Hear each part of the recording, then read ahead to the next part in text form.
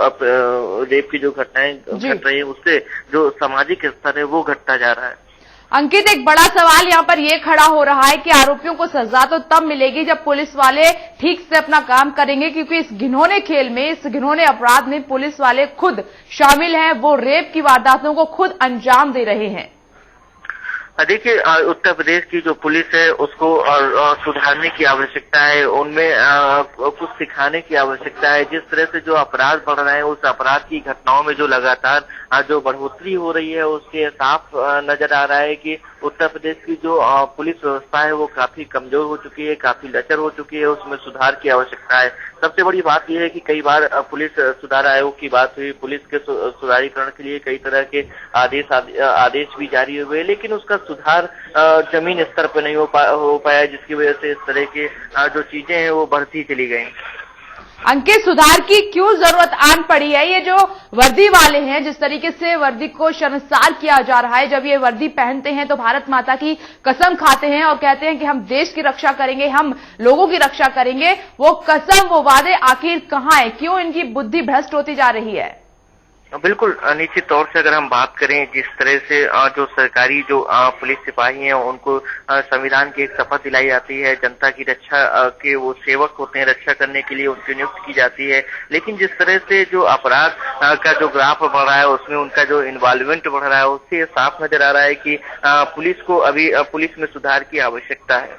जी, आपको लगता नहीं है कि ये जिस तरीके से वारदातें बढ़ रही हैं और पुलिस वाले अपनी हरकतों से बाज नहीं आ रहे हैं, इन पर कोई लगाम लगाने वाला नहीं है और कोई अभी तक ऐसी कार्रवाई नहीं हुई है जिससे इनके भीतर कोई डर पैदा हो सके, चाहे वो आरोपी हो या फिर ये पुलिस वाले हों?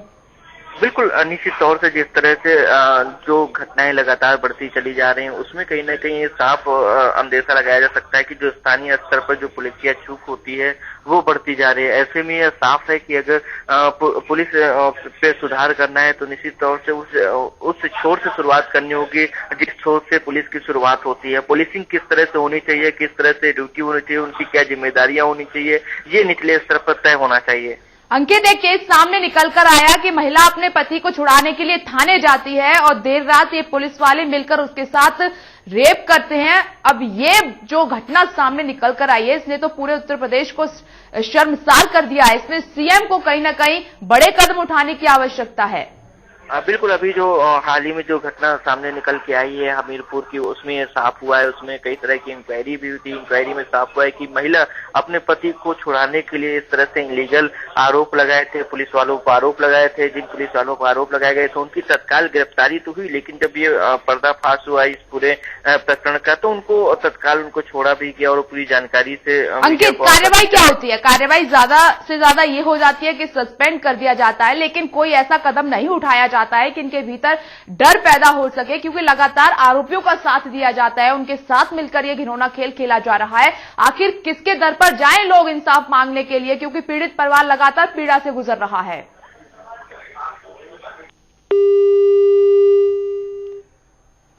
अंकित, आपको आवाज मिल रही है? लगता है उन तक आवाज नहीं पहुंच पा रही है। दोबारा संपर्क साधने की कोशिश करेंगे। बीजेपी के प्रदेश प्रवक्ता मनोज मिश्रा हमारे साथ मौजूद हैं। मनोज जी, जो उत्तर प्रदेश में अभी हालात बने हुए हैं, महिलाएं सुरक्षित नहीं है, पुलिस वाले ये घिनौना खेल खुद खेल रहे हैं, क्या कहेंगे आप इस पर?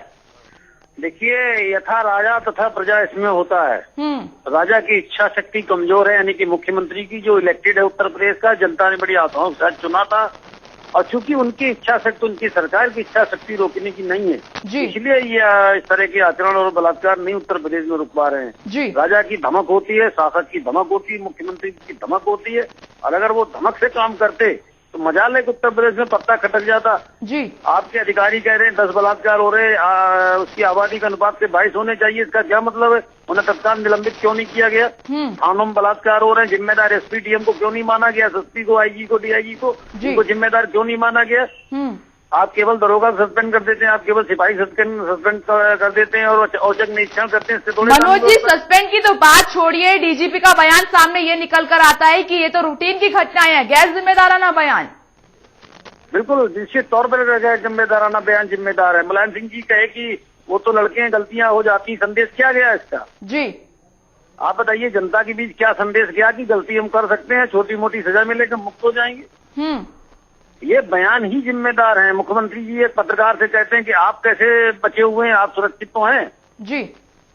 तो ये सारे लोग जिम्मेदार हैं उत्तर प्रदेश की कानून व्यवस्था के लिए और महिलाओं की बदहाली और उसके बलात्कार के लिए। मनोज जी, ये बात तो आपको भी पता होगी कि उत्तर प्रदेश में चलिए ये हालात हैं तो हैं, लेकिन पूरे देश में ये हालात बने हुए हैं। केंद्र सरकार इसके लिए क्या कर रही है? देखिए, अभी केंद्र सरकार को आए हुए मात्र 15 दिन हुए हैं जी। और जिस पिछली सरकार थी उसने निर्भया फंड का 1 करोड़ रुपए में से 1 रुपया खर्च नहीं किया, किसी पीड़िता को नहीं दिया। मोदी जी ने सबसे पहले ये कहा है कि महिलाओं की सुरक्षा के लिए जितने संभव प्रयास होंगे किए जाएंगे और अगर आर्थिक संबल की जरूरत पड़ेगी तो वो भी पूरा किया जाएगा। मनोज जी, हमने एक बात ये भी देखी है कि जो भारत माता की कसम खाते हैं पुलिस वाले, उस वर्दी को शर्मसार कर रहे हैं, घिनौना खेल खेल रहे हैं लगातार, इनके भीतर डर नहीं है। तो फिर ये जो आम लोग हैं, ये जो रक्षक हैं, जो भक्षक बन गए हैं, तो ये आम आवाम कहां जाए इंसाफ मांगने के लिए? क्योंकि इंसाफ मांगने जाती हैं औरतें, महिलाएं, तो उन्हीं के साथ रेप कर दिया जाता है। देखिए, बिल्कुल आप ठीक कह रही हैं कि थाने में तो आदमी रक्षा की आशा से जाता है कि हमारी रक्षा होगी, लेकिन थाने में अगर बलात्कार महिलाओं के साथ हो जाए तो फिर तो जिम्मेदारी निश्चित तौर पर शासक वर्ग की बनती है, राजनीतिक दल की बनती है, सत्ता में होता है उस व्यक्ति। मनोज जी, आप बने रहिए हमारे साथ। राज्य मंत्री शिव प्रताप सिंह यादव जी हमारे साथ जुड़ गए हैं। शिव प्रताप सिंह जी, जिस तरीके से उत्तर प्रदेश में अभी हालात बने हुए, महिलाएं सुरक्षित नहीं है, पुलिस वाले इसमें संलिप्त हैं, आप कार्रवाई कर रहे हैं लेकिन कामयाबी मिल नहीं रही है, आखिर वजह क्या है इसके पीछे? शिव प्रताप जी, आपको आवाज मिल रही है? लगता है उन तक आवाज नहीं पहुंच पा रही है। दोबारा संपर्क साधने की कोशिश करेंगे क्योंकि सवाल बहुत सारे बरकरार, इनके जवाब जानना बेहद जरूरी हो जाता है इन हालातों में। मनोज जी हमारे साथ लगातार बने हुए हैं। मनोज जी, यहां पर उत्तर प्रदेश सरकार कह रही है कि हम जो जरूरी कदम है वो उठा रहे हैं, लेकिन मीडिया इसका प्रचार कर रही है ज्यादा।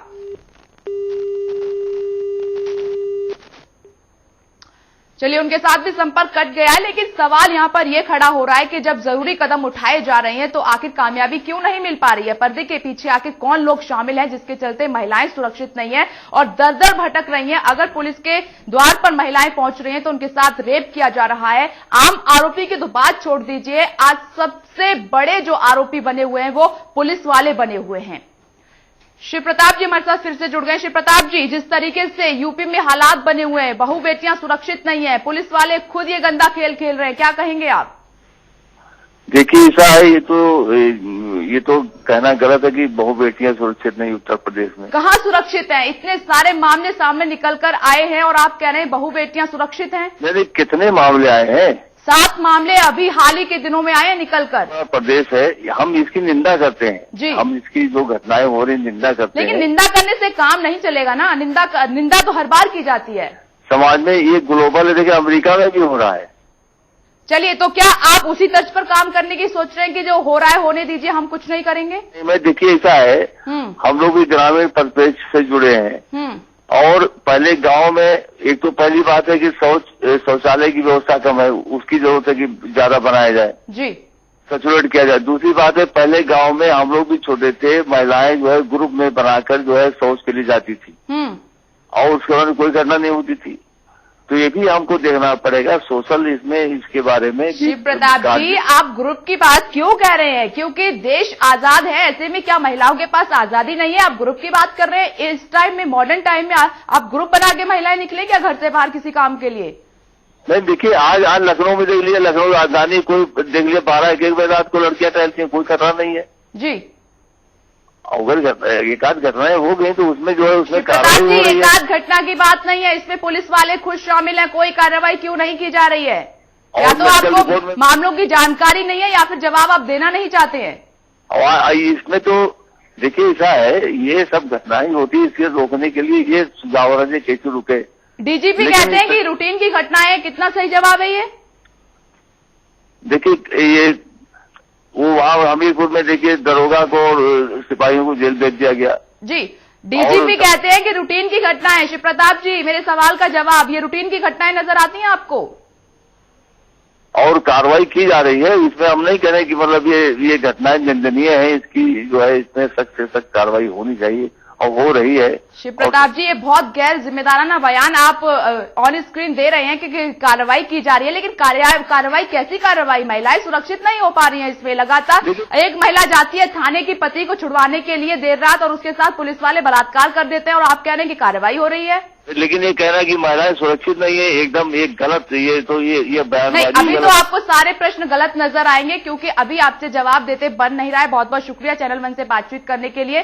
तो जिस तरीके से देखा जाए कि अभी भी महिलाएं उत्तर प्रदेश में सुरक्षित नहीं है और लगातार नेता कन्नी काट रहे हैं जवाब देने के लिए क्योंकि उनके पास अभी जवाब देते हुए बन नहीं रहा है। और साथ ही डीजीपी का इतने गैर जिम्मेदाराना बयान सामने निकल कर आता है कि रूटीन की घटनाएं, अगर सरकार रूटीन की घटनाएं मान चुकी है तो फिर हालात कैसे सुधरेंगे। इसी के साथ हमारी खास पेशकश में इतना ही। नमस्कार।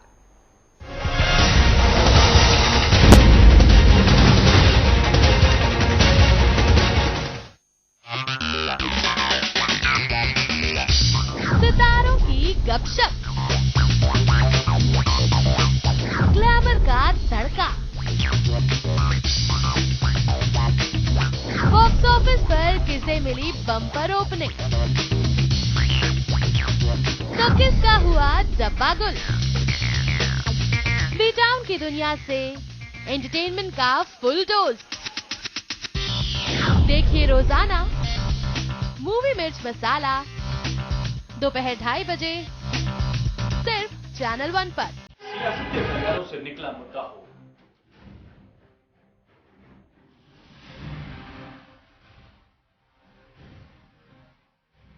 या फिर हो बाजार का उतार चढ़ाव,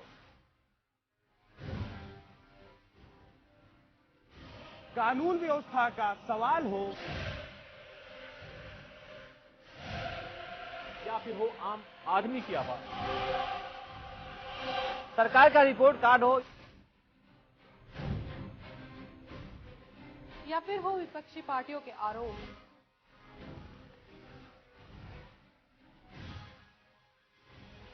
उत्तर प्रदेश की हर खबर पे रहेगी हमारी पैनी नजर।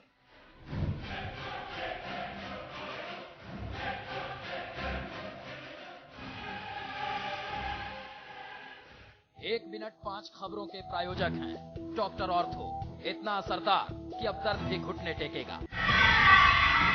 प्रधानमंत्री नरेंद्र मोदी आज अपने 7 मंत्रियों के साथ करेंगे बैठक में खराब मानसून पर होगी चर्चा, मंत्री रखेंगे पीएम के सामने प्रेजेंटेशन। दिल्ली बिजली संकट को लेकर सियासत तेज, कांग्रेस ने बीजेपी दफ्तर के बाहर किया प्रदर्शन, केंद्र सरकार पर दिल्ली की अनदेखी का लगाया आरोप। मोदी सरकार के मंत्री निहाल चंद पर कांग्रेस ने उठाए सवाल, रेप मामले में आरोपी होने की वजह से कांग्रेस ने निहाल चंद का मांगा इस्तीफा, बीजेपी ने साधी चुप्पी। पाकिस्तान ने किया युद्ध विराम का उल्लंघन, जम्मू कश्मीर के पुंछ और राजौरी सेक्टर में पाक की ओर से फायरिंग में एक जवान की मौत, 3 के घायल होने की खबर। और मुंबई में आज फिर से हाई टाइड का खतरा, मौसम विभाग ने जारी किया हाई अलर्ट, 10 बजे के बाद लोगों को समुद्र तट पर न जाने की दी वार्निंग, कल सड़कों पर आ गया था समुद्र का पानी। डॉक्टर ऑर्थो आयुर्वेदिक तेल वे कैप्सूल, इतना असरदार कि अब दर्द भी घुटने टेकेगा।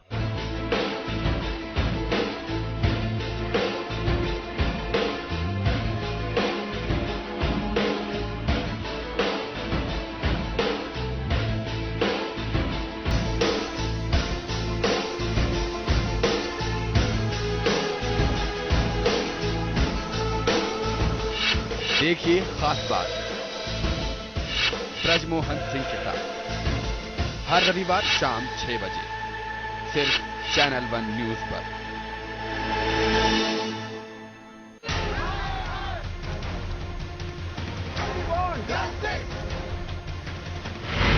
जब देश में हो बदलाव की बयार, जब कटघरे में हो सरकार, जब लोकतंत्र पर हो संकट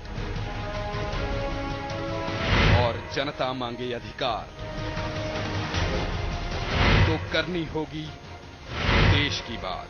देखिए रविवार शाम 7 बजे और रात 10:30 बजे सिर्फ चैनल वन पर।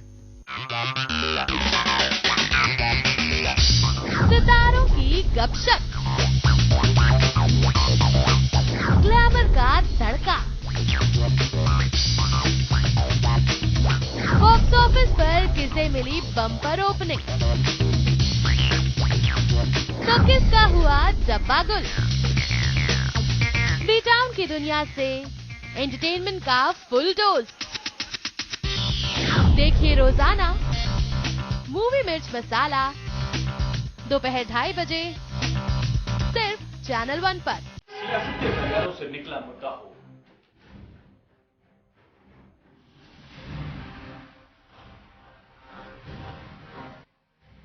या फिर हो बाजार का उतार चढ़ाव, कानून व्यवस्था का सवाल हो।